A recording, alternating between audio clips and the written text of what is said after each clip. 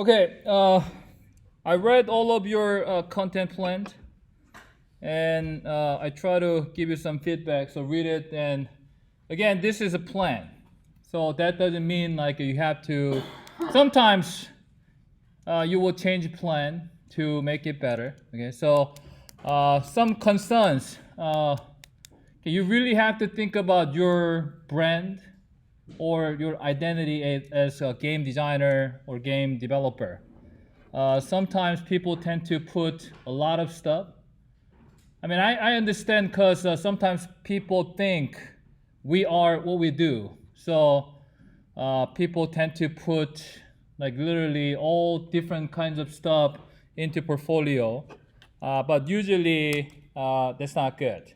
One thing you really have to think about is, yes, your friend or people you know would take more than enough time to look at your portfolio. But if you apply for a position, usually you have to assume that they're not going to spend that much time on your portfolio site. Okay?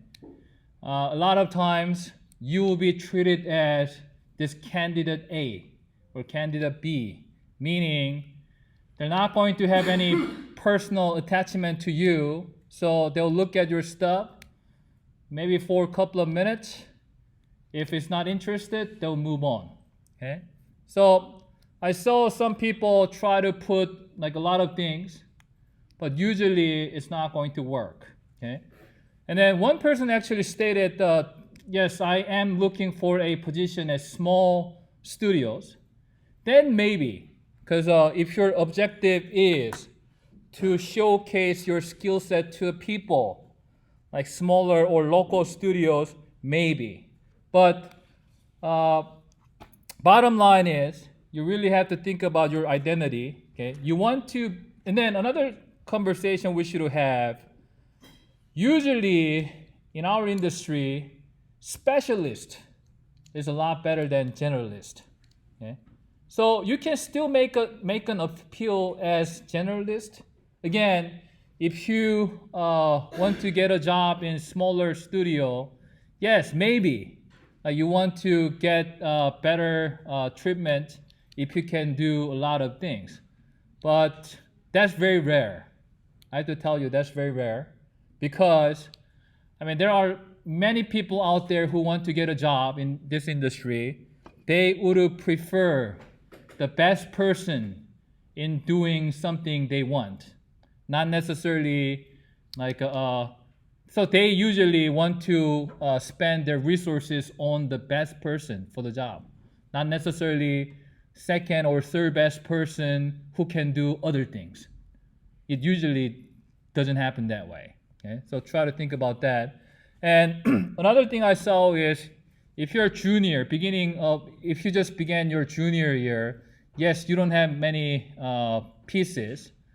Then, like again, try to do your best to include something from your previous courses or courses you are taking. That will serve as a space holder, and eventually you will replace them with your best work. And if you just put like a one piece, that wouldn't like help you. Okay, so try to think about some works you did before or some work you're doing currently, and try to include them just for now. Okay? And another thing is, some people are very ambitious to create every single pieces in this semester. So I reviewed that work plan, and then all the art, like some people listed many art pieces, and then all of them are not started. I mean, it could be done, but in reality, I mean, I've been seeing a lot of people trying to do that, but usually people, I mean, you guys are taking other classes, so it would be very hard for you to kind of create every single thing for your portfolio in this semester. Okay? So again, try to review what you have And at this point, it's okay for you to include some assignment from your previous courses. It doesn't have to stay like next year. Just try to think of it. If you are going to include that piece, you can still think about how you are going to present it. So there should be something you can still learn from that process. Okay? So if you just list one thing, I mean that would be hard. That wouldn't be acceptable actually. And for now, I reviewed everyone's work plan. I know like 3 or 4 of you guys didn't submit it, and try to submit it as soon as possible. Yeah, I'll still review that at grade them.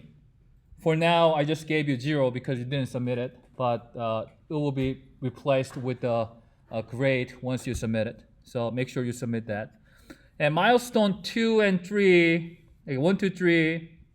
Okay, I'm going to give you basically like 3 weeks for each. So this one, October 20th.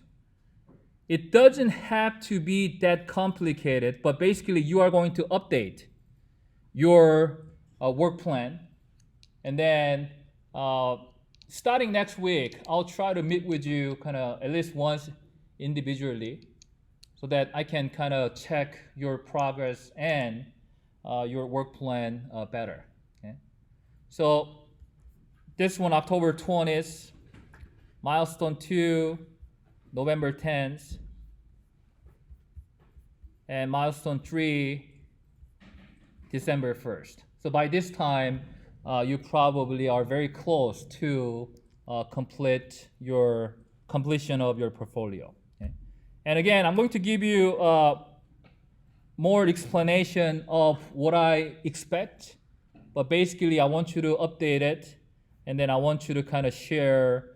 A lot of times it will be changed.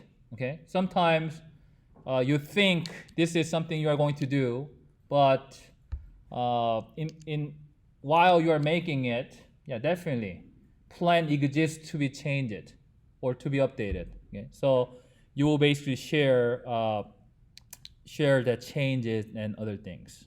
Okay. All right, and today let's look at Unit 4, and we're going to look at the first. Well, actually, not this one. Sorry. Okay. PowerPoint tips and tricks.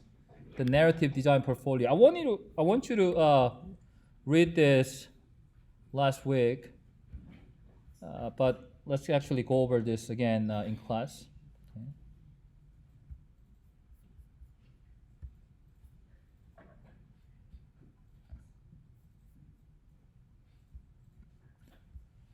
Okay, narrative design portfolio. Okay, so here, when you use the word narrative design, and what does that mean? Anybody? Yes. It could be like character backstories and world building, or maybe like dialogue. So here, yeah, sometimes we do have this vocabulary that we use in industry, yet some of them are kind of confusing, right? Narrative design. Is it storytelling or design the whole game mechanics? Yes. It's how stories conveyed through game plan. Yeah. So in a sense, if sometimes we say like game designer or game developer, and I guess narrative design is more tied to game design side. So in a sense, game designer, there could be some game designer who cannot really develop anything. Well, I hate to say that, but sometimes we have great project manager who actually cannot develop things, but that person happened to be great in terms of generating narrative for the game and connecting all these things to generate that game narrative. Okay? So this one would be more for kind of content. So in a sense, in game design field, you can think about some job positions, some positions that are really about like content, and some positions are about skill sets. So what I mean by that is narrative design or game designer. Yes, there is really about your ability to tell the story or generate that game story for your game. And skill set based, more likely, if you're a 3D modeler, I mean, definitely there's a 3D modeling skill set involved.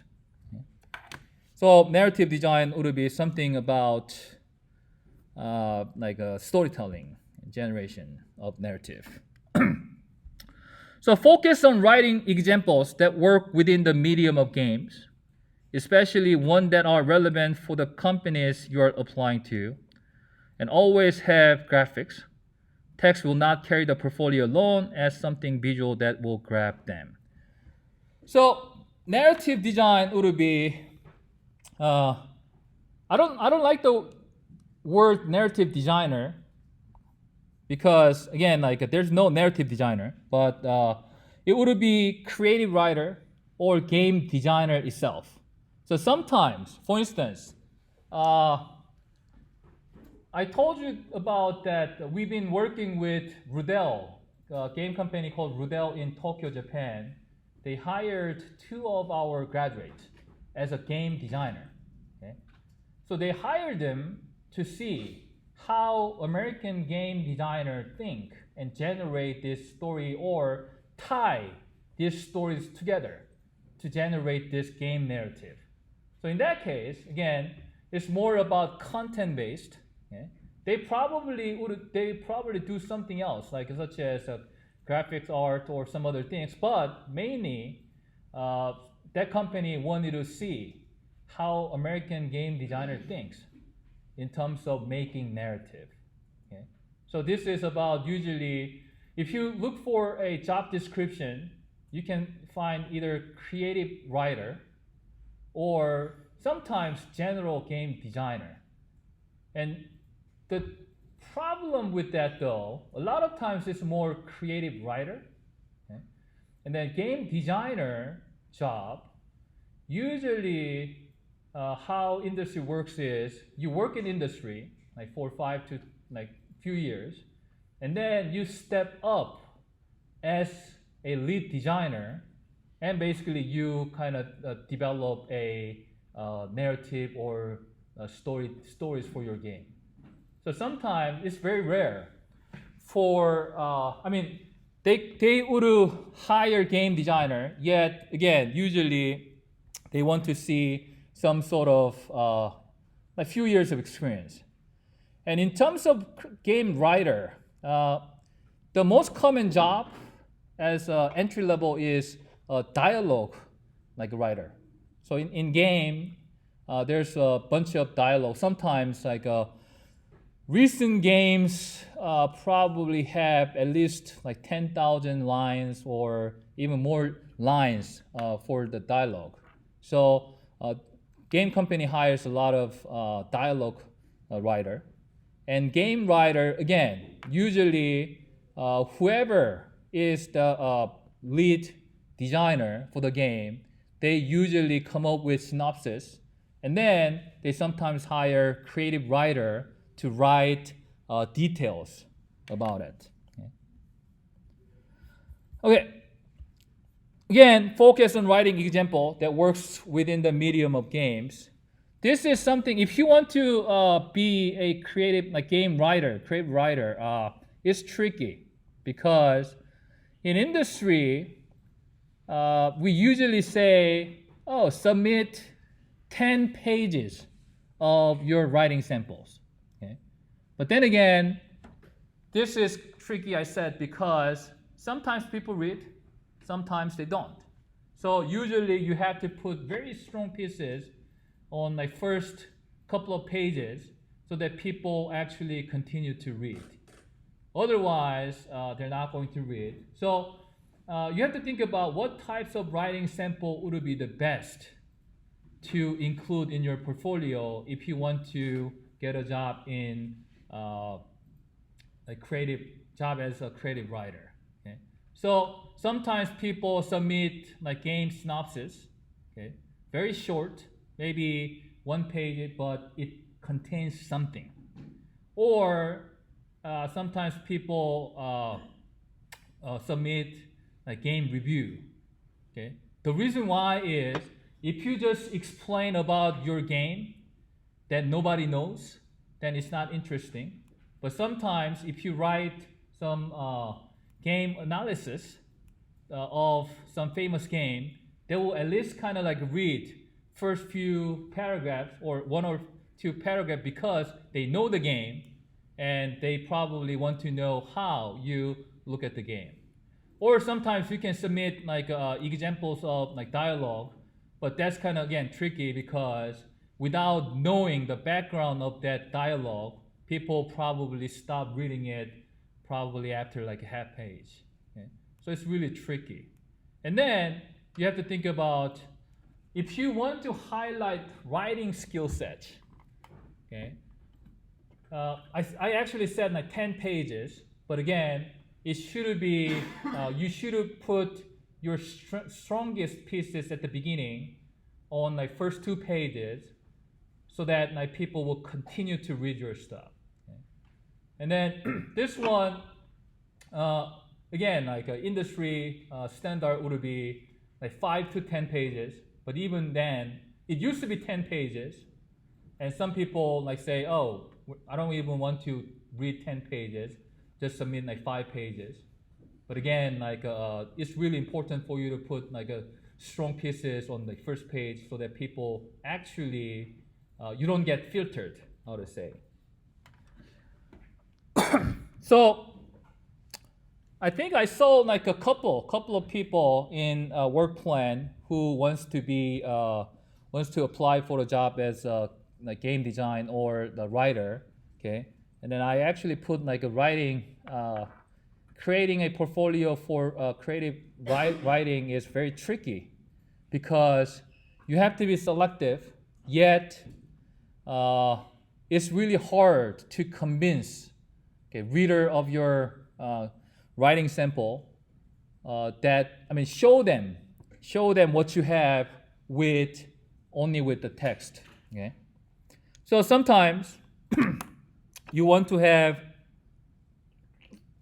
instead of just having only text, you want to have like if you work as a writer for a game project, you want to have screenshot and then maybe 1 paragraph of summary of the game. Then like you can kind of show them what types of writing style you have in that context. And approaches, the pitch approach, okay, PowerPoint style. This works well if you have plenty of assets to work with. Be snappy and convincing.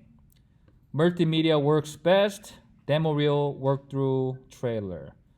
So the pitch approach would be, in our industry, we use the vocabulary, we use the term elevator pitch.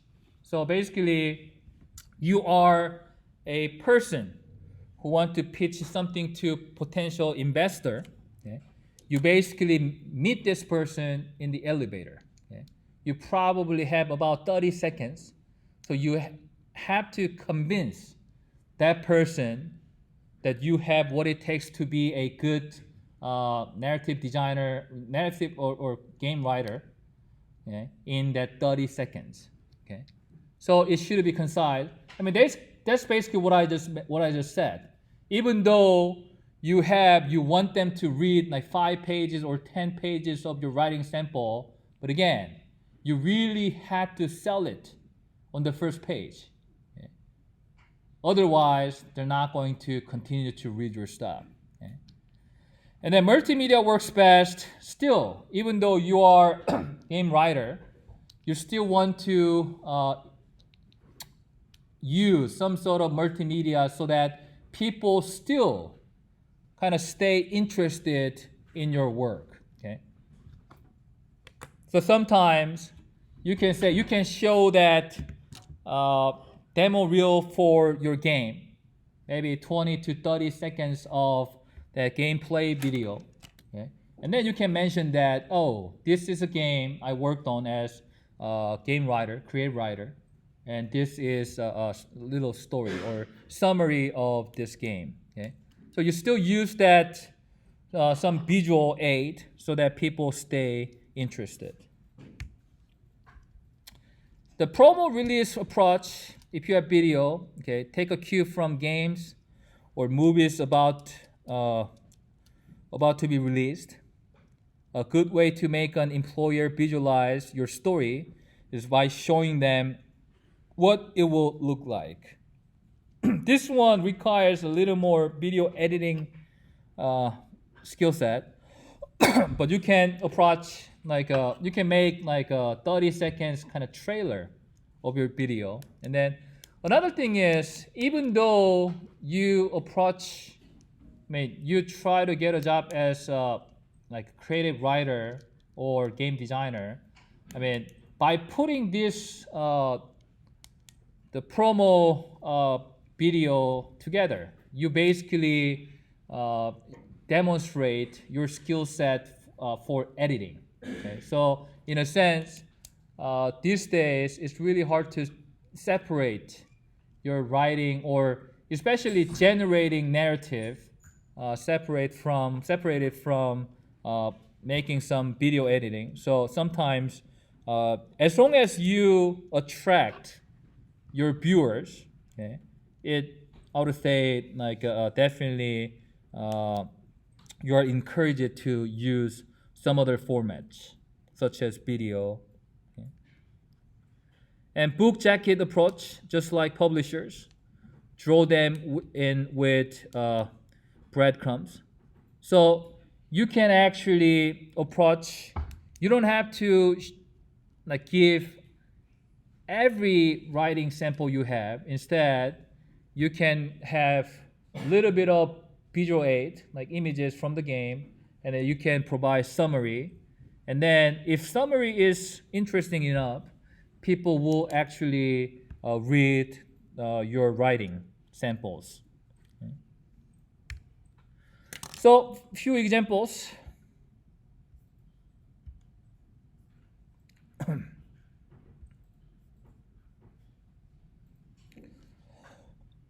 This is a writer and narrative designer.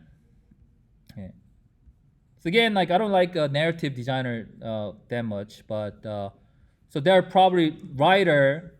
Only the reason why I don't like a narrative designer is because only established game writer can be a narrative designer, because at entrance level, it's nearly impossible to be a narrative designer, because this is somewhat leading position. So once you have many years of experience, you step up as lead game designer, then I would say you can be a narrative designer.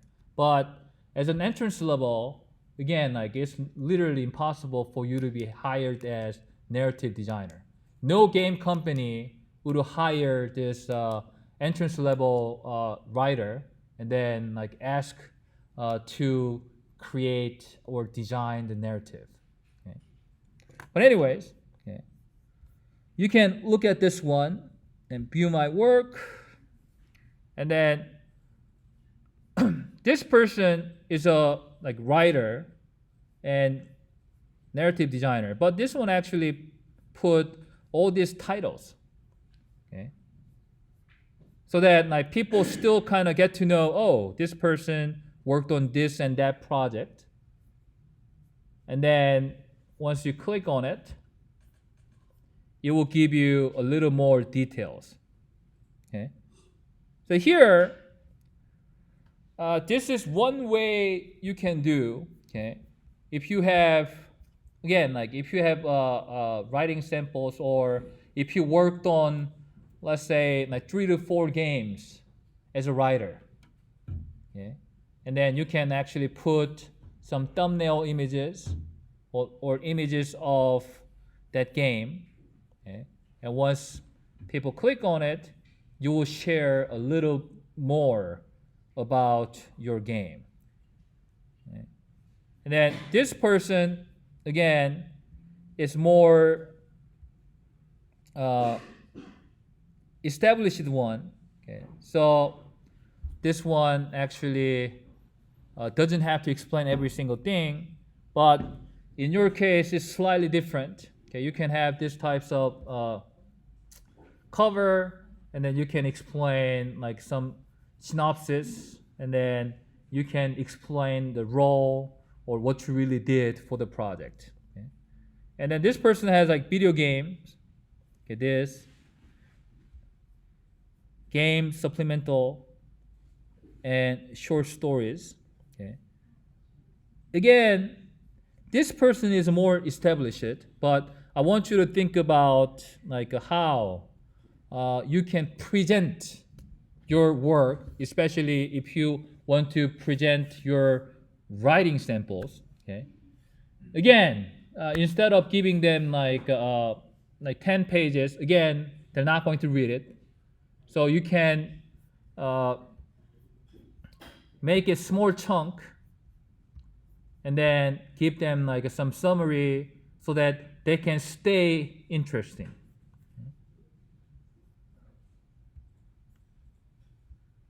This is second example. Okay. This one would have, okay.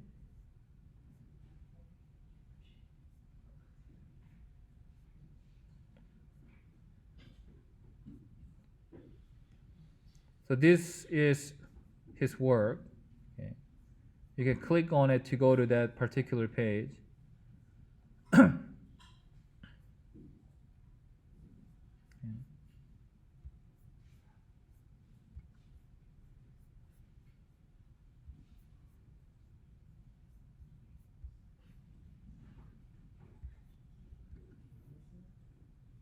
And then, again, same thing. I really want you to look at how this person present, okay, this person's work. Okay. I want you to look at the way he present, okay, his work. So there are a bunch of images.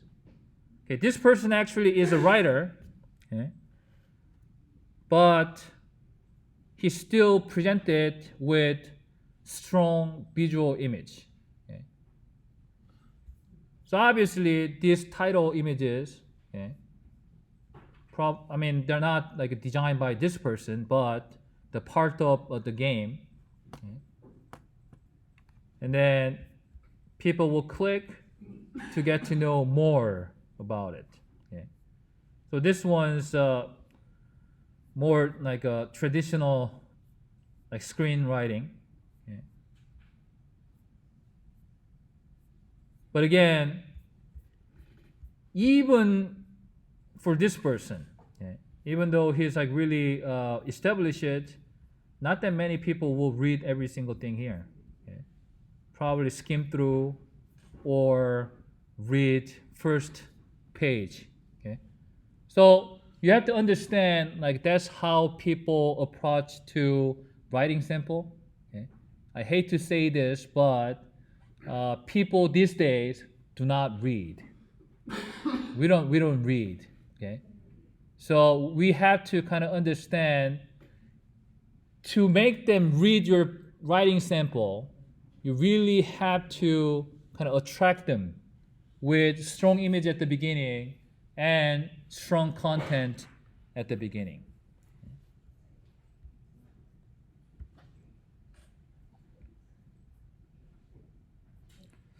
The third one, okay, game writer. Okay. Again, this one is a more established one. So that's why it's easier for him to put these types of images. But this person has more game trailer / game playthrough video.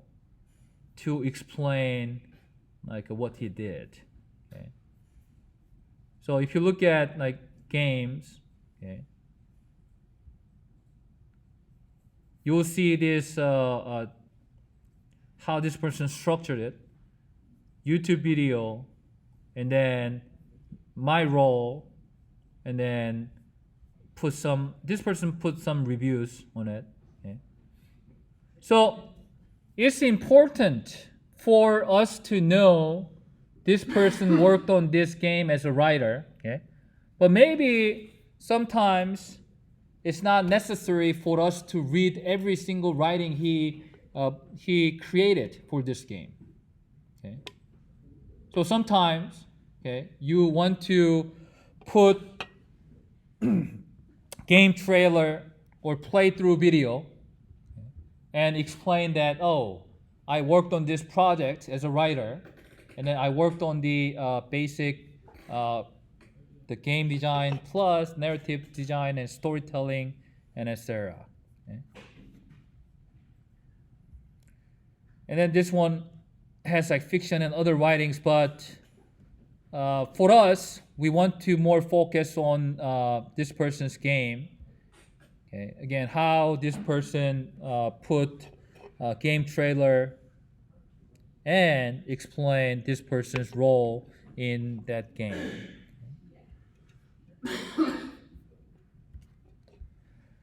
And remember, okay, dress for the job you want. This also applies to your website. So, in a sense, this is why I time to time mention your identity and like branding.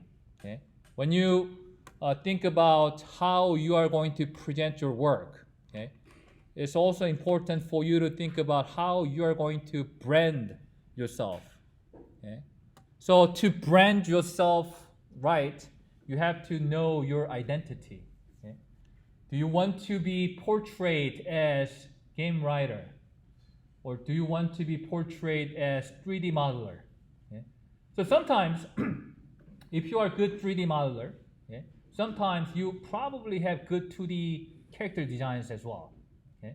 And then you have to think, should I brand myself as a character designer or like 3D modeler? Okay. And then if you really want to add more 2D stuff that you did, maybe you should brand yourself as a character designer who can design characters in 2D and 3D. Okay. So sometimes you really have to know, okay, your identity to create better web portfolio, because to brand yourself, you should know who you are as a game designer. Okay? And then another thing is, we're going to talk about this over and over again. Okay? Generalist, okay, especially in our industry, okay, really hard to survive, because whatever you do, it would be easily replaced. If it's replaceable by new guy next door, okay, then you might have hard time to survive. So you really have to have your specialty. Okay? So, I mean, but then again, like it's easy to say, but if you really think about it, especially when we apply for a job, I mean, I was there too. Like when I apply for a job, like I mean, I want them to know, oh, I can do this, I can do that, and then yeah, I can do a lot of things. Okay, I mean, everyone has that tendency, but then again, like so sometimes that's why sometimes if you really care, or sometimes if you're really desperate to get a job after you graduate, you might need to have multiple portfolio packet, because if you want to apply for a 3D modeler job, okay, your portfolio should be aligned with that like job description and qualification. Okay? But sometimes if you're a good like 3D modeler, you could be a good graphic or 2D graphic artist as well. And then like you probably want to apply for that position, but not necessarily using the same portfolio package. You use it for a 3D modeler job. Okay? So one thing I have to tell you is our industry like is great. I mean, like we make a lot of money, but the problem now is there are more people who study this thing in college. Okay? So there's going to be more competition. Okay? So I understand that actually, like few people mentioned that, oh, I still want to present myself as kind of generalist. Not necessarily, I wouldn't say generalist, but you, again, like you can do, like you can portray yourself. I am a good character designer who can work with both in 2D and in 3D. Again, like if you are going to apply for some a job or position at smaller studio, maybe like it's necessary for you to go that direction. Okay? But again, like that's something you have to decide, and after kind of reviewing your options and your portfolio, and you will be able to kind of decide. Okay? So again, like we still have time, and work plan is a plan. Okay? I really want you to know that. I mean, it's not like you are married to that work plan. It could be changed, okay? And then I know some people put like a too little thing. I mean, you can still like add more stuff, and some people actually put too many stuff. Okay? Then like I put comments such as, it's good that you have a lot of things, but you really have to decide like which area you want to stick with. Okay? All right, any question or comment or anything? Yes? So if we're focusing on writing, would you say it's more advantageous to focus on fiction writing or prose writing or more like analytical writing? So and we can talk more later, but the question is, narrative design is slightly tricky again, because if you search a job, okay, you wouldn't be able to find narrative designer job as an entry level. That is my concern. And then you can be like creative writer or game writer, or in your case, I mean, you have some other games. So basically, do you want to portray yourself as a game designer, or like so you have to make decision which one you are going to highlight at this point. Would it be like a still game writing, or some other game, like because you had some other stuff in your assets, so maybe you need to kind of review that and then make up your mind. But we'll definitely talk more. Yeah. Anyone else? Yes.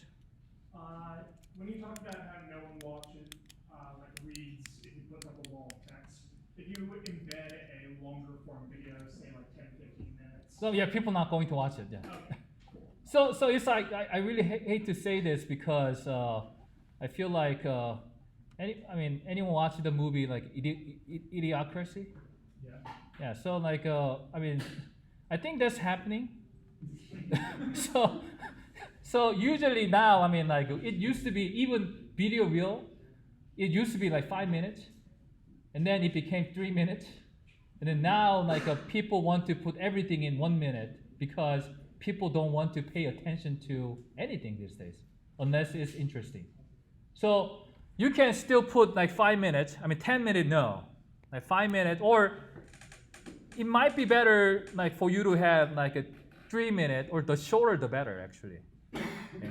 So if you have like a 5 game playthrough games you want to present, you have to think about, would it be better for me to have one video, one like 2 minute 30 seconds video with 5 video game at once, or 5 separate?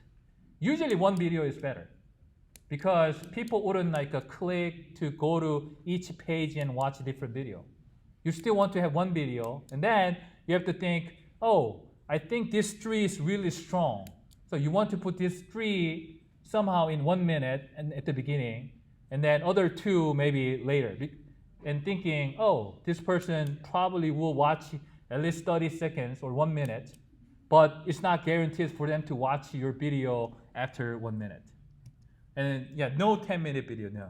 Okay. So usually, even in game competition these days, they want you to submit some like a game play video or trailer like less than 1 minute. Okay. All right, anything else? Yes. For when we turn in the milestone stuff, do you just want the updated content plan, or do you also want the assets we've made to go along? So I mean, assets, I don't need it. Okay. I don't need it. I want to, again, like this one is, I mean, this class exists to help you complete the portfolio. Yes, I mean, like there's going to be grade, but that's kind of secondary. And this one, again, like I'm not trying to make you work like unnecessary stuff. I want you to focus on your portfolio, but this work plan is kind of your blueprint. And then when you update it, I want to have like a better date. And then if you look at the time, like the estimated time to complete that piece, some people put like a few weeks, some people put like 1 hour, some people put like a few days. I really want you to kind of follow it and then update that. Because at the beginning, oh, milestone 1, I'm going to finish this by putting like 8 hours. But you could be wrong. Then like it will affect your milestone 2 and 3. Okay? So basically, I'm going to ask you updated work plan so that I can see what you finish it and then what you still need to work on. And that is why some people actually has like 10 pieces not started, all of them. And then I actually like gave some comment like, yeah, this is great, but I doubt that you are going to actually complete everything listed here. So try to find some other things you already have. Okay? So something like that. But again, going back to your question, basically you will update your work plan. Okay? Anything else? All right, then have a great evening, and I'll see you guys next week. Just really quickly. Yes. I was looking at my the